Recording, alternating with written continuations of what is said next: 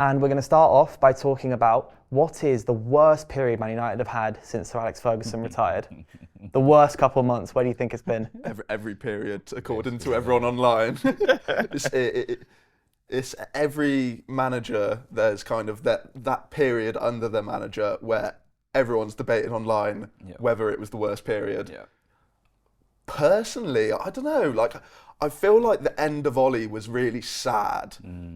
Like, I feel like those last few games, the Watford game in particular, I think that was a low point, mainly because, I don't know about you guys, but like, Ollie, like, because of the connection to the club, I wasn't completely Ollie in like some people, but that connection that he had to the club, and then you just see kind of the downfall, and it was quite quick. I think that was maybe one of them, but you can kind of argue for any of them. For me, actually, it's similar in a sense because you just saw it coming, and I understand where you're coming from with the Ollie one, right? Because we had one game, he probably should go now. Next game, he really should go now, and then last game, okay, yeah, you need to get rid of him. But for me, it's actually the similar period for Mourinho.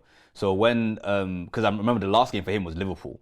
And it was around Christmas time, it was just after Christmas, or maybe just before, I can't remember. Either just before, just after, because I was having a Christmas, friendsmas, as you do, with my friends, and one of them is a Liverpool fan, and we went to a pub to watch it, right? And it was just it was so devastating, right? And same again with around Ollie time, you had a lead up to it. You just saw it coming. Yeah. They had all the toxicity around the club, around the fan base, with the players, the Pogba arguments, everything like that. It just became it just came to a head, really, didn't it? So for me, it was the worst period or worst month or few weeks under any manager since Fergie has to be right at the end of the Solskjaer reign. Yeah. No, Mourinho. Sorry. Well, I think, I agree with you, Kane, in terms of, it was a difficult time, the Ollie period. That game, the Watford game in particular, I was actually at a wedding. So it was a good day for me. Lucky. It's always where you are, isn't it? You always remember where you are. It was a good day. It was a good day for me. I remember that game so well. It was a good day for me. I was getting the updates on my phone. Everyone's laughing at me around the tables. It was a good day. It was a wedding. So it was my cousin's wedding. But I would say maybe the Moyes era. It was short-lived. It was extremely short-lived. I think 6 months, didn't or something like that. Yeah. So the whole Moyes era. Extremely, short-lived. And we didn't give him enough time to really implement what he wanted to do because of, the work that Sir Alex had done. Saf had done so much work beforehand. We expected so much and he had failed. So I think the Moyes era, or I would agree maybe the Ole era, just because of the style of football. We had seen that style of football so many times again and again and again. He wasn't fully backed, I think, in the market. So he wasn't able to kind of get a winning style consistently over a course of season. So definitely the Moyes or the Ole era. What about you? What do you think? I was about to say, it's quite funny. We've all gone for 4 different things. Because mine's, the bit that I just remember being the most just dejected is that period under Van Gaal where we didn't score. Okay. There's that period where I think we didn't score in the first half of an Old Trafford game for something like 14 games. And the only goal that was scored at Old Trafford was against United in that 2-1 loss to Norwich. I remember that game so vividly. When Martial scored, we lost 2-1 to Norwich, and I was just head in hands like this on the sofa. But I'd say the reason I picked that is because that's the flattest I've felt, if that makes sense. Because there have been times, where it's just felt horrible, as it has a lot over the last 10 years. Yeah. But that's the time where I've kind of felt the flattest. Yeah. And it was dead football as well. It was so dead. 55 passes to hit the post, and then we go and concede a counter-attack within minutes. What game was it where we had the record number of crosses into the box? Southampton. And we didn't score a goal. Yeah, I think it was a Southampton game or something. I was thinking about saying Van Gaal, but it's it's so with the Ollie thing, I was like, there's more of a connection with Van Gaal. Like you say, it was so dry, and it was I just remember going around my granddad's house, and we were both like, we've got to watch the game. Yeah. It was kind of that. I mean, he had a really poor squad. Van Gaal had a really poor squad. I mean, if he was able to get world-class players, maybe his system would have been able to work. His one signing that was good in Di Maria, then just left. That was it, yeah. And I think he was with a load of youth players and things, so I didn't want to criticise him too much, but it was a poor era in terms of the style of football. You're right, it was barren. So. And to be fair, when you look back now, and you think, at the time we probably didn't think the squad was that bad actually, because you're thinking, Di Maria, here and there. Wasn't that when Falcao came in as well? We had Victor Valdez as well that never played a game. But then exactly. But then now let's say if we look back at this period now in 5-10 years, we might say this squad was rubbish as well. To be fair, you always think that the current squad's a really good squad until a couple years later.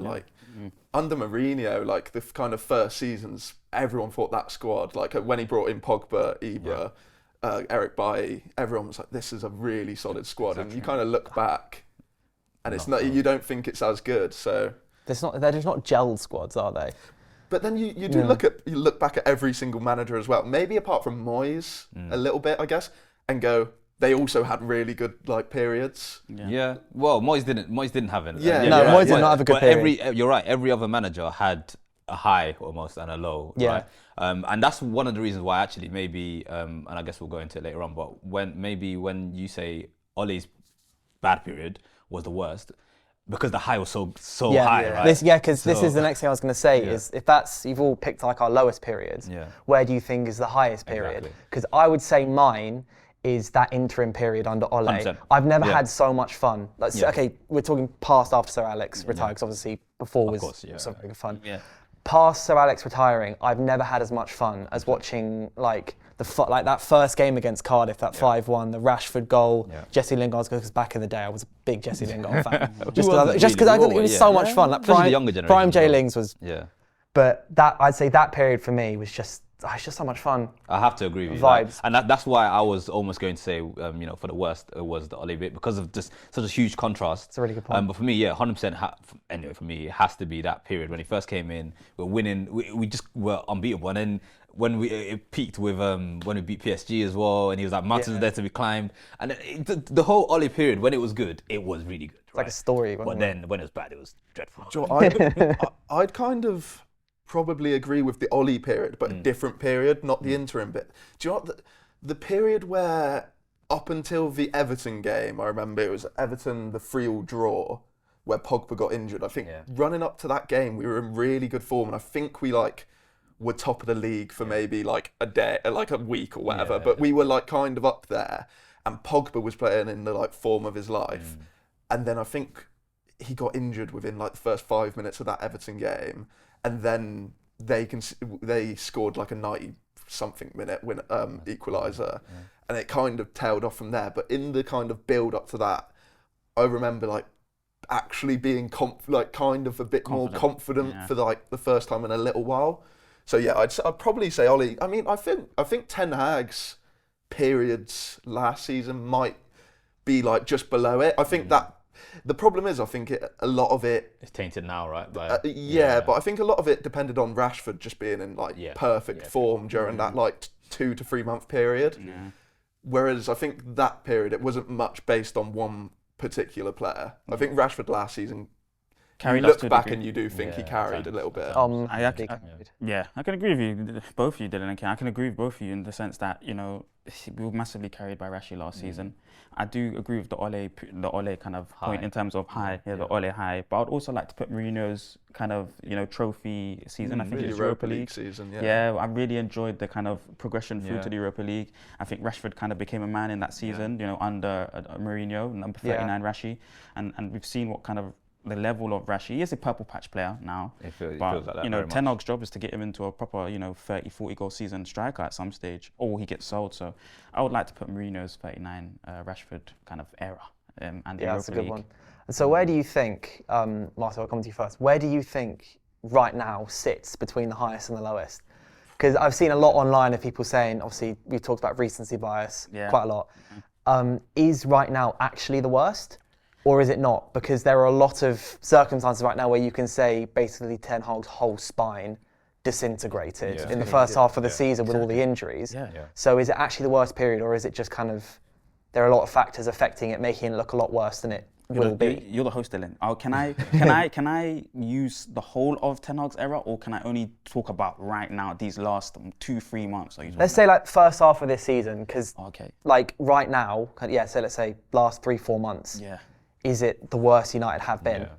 No, definitely not. So? And then in terms of where it's ranked, because Kane was talking about, Ten Hag's era being part of the good bit under Ole's. So Ole, Ten Hag, and then Mourinho maybe. But I would say this current half of the season, it's not been that bad at all. And I would put LVG's, whole tenure above it.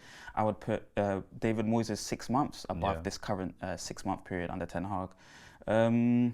As in, Maybe- like, even worse? Even Yeah, worse, yeah. yeah, Okay, even yeah. worse right now. So even worse, So yeah, so those two, and maybe the Ole period where we're saying when it went really bad was even worse, just because of the style of football that I'm seeing from those particular managers at their time when it was bad, and what we're trying to embark on now is a little bit different. We're just struggling because of little things like injuries, the whole spine of the team, like you mentioned, Dylan gone. I think those things we have to consider as well. Yeah, that's a good point. I think it's a weird one because I'm sure there are fans out there that are listening to this now and saying, this is the worst we've ever been, right? And there's a lot of, especially I've come to realize I've got friends that are very much Ten Hag out, and when they are Ten Hag out, they're very like, I think once you go manager out, There's no whoever coming it is, back. There's no coming Yeah, back, and it's you're like all the way in, right? So then when you think about it that way, you think, okay, what are the main reasons they're complaining about? Style of play, maybe, you know, fallouts with, you know, certain players, Jadon Sancho, you know, Ronaldo, whoever. But I just can't get past the fact that there were worse times in the past 10 years since Fergie than this time. There's, you know, okay, we're what, 7th in the league right now? 8th maybe? Yeah, 7th, yeah. But I seventh, think maybe. Brighton have got a game in hand, Exactly, and they're below yeah. us. they do. So I don't think we are as bad. I mean, don't get twisted. It could get worse this season. It can get worse. It can get a lot worse. Exactly. But right now, as things stand, you know, there's still a certain level of hope for me anyway, in Ten Hag being a good coach and still having some of the players backing him and all these kind of things. And maybe it's just a case of we've been knocked down so much with all these other periods we're talking about that for some of us, maybe myself, it's a bit hard to be like, oh, this is the worst. Oh, I've seen worse, definitely. Yeah. You know, you just feel like you've been hit so much. This is nothing. Like, come on. Yeah. So I don't think this is. In terms of ranking, I would agree with Marcel that LVG's tenure was. The only bright spot of LVG's tenure really was probably the start and the end when he won the FA Cup. Sorry, was it FA Cup we won? Yeah, FA Cup. But even that was tainted by the fact that he got sacked immediately. The you know? next day, yeah. So I still kind of that feel bad wasn't for him. really a bright or a high, really. Then Yeah. was it? So that has to be worse than now. Then obviously Moyes. Nobody would ever say Moyes was better than Ten Hag. I hope not. Anyway, then you're looking at Mourinho's ending, Solskjaer's ending. This isn't that bad. I think we're asking it a little bit of a like weird kind of time though, because I think in 2 months' time We could be looking back, yeah. because he's got the injury excuse at the moment, which I think is the main thing saving him, because it's kind of like the style of play is kind of, you don't know what's going on at the moment. It's weird because a lot of the previous periods you go, the players have like completely lost like what the manager's trying to tell them, but I don't think that they are at the moment with Ten Hag. I just think that it's not working. I disagree with you, Ken. Oh yeah, I really do. You think what do you reckon Ten Hag's trying to do? What I think the style of play is there. I think the players can't implement it. I think previous era we've had managers that try to construct a similar style of play, so the players to adapt to that similar style of play. It's been an easier process. I think Ten Hag let himself down maybe because last season he carried on with that kind of notion of the similar style of play, counter-attacking based, and this season he tried to implement his style of football, which, you know, players inequipped for it to a degree anyway, because he's purchased maybe 400 million worth of talent as well to add to the squad. But majority of that squad, you know, 30-man squad, majority of them cannot play this style of football, especially at Premier League winning caliber or Champions League winning caliber. So I think that's the issue that we're kind of I can see that point, to be fair. I've always said kind of, it's a little bit of a tangent, so I won't go too long on it, but I think Ten Hag's biggest problem is not just going straight into pushing his style of play from the minute he came in. Yeah. And when you think we brought in a goalkeeper and a striker this summer, This season, those are two massive positions when you really think about it. part of the spine. But yeah, I overall, I think he's got a little bit of leeway because of the injuries, which is what makes it not as bad as kind of a few of those previous situations. But if it doesn't improve with the players coming back, then you might be looking at it going a little bit more down. Hopefully it does not. I think pre-season was a big mistake. This 8 season, games, the pre-season just won 8. I know one of them was the youth game in Ireland, wasn't it? where the one in the US. Oh yeah, There was Against that. Wrexham. That was whatever it is. So let's say 7-game pre-season for the first team. That's so many. Yeah. I think And 7 the games is travel as way well, too wasn't many. it? Yeah. It's mainly the travel, I'd say. Yeah. Like, because you can... I think most players were getting rotated for the first, like, 3 or 4, like, 45 minutes each. But it's mainly the travel, especially in America. Like, it does make you think, and apparently, I think United are going back there this summer. So Yeah. That's the problem with the club, though, isn't it? We've got Always going to the US. we are such a big club, and you know, we've got such a huge fan base. You kind of have to cater to them in some way or 100%. another.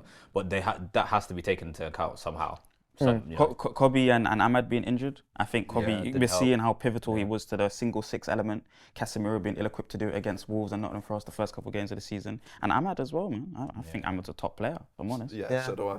I think as well, Ten Hag mentioned the other day, he was planning for Kobe to be involved, from the off, and you kind of see now.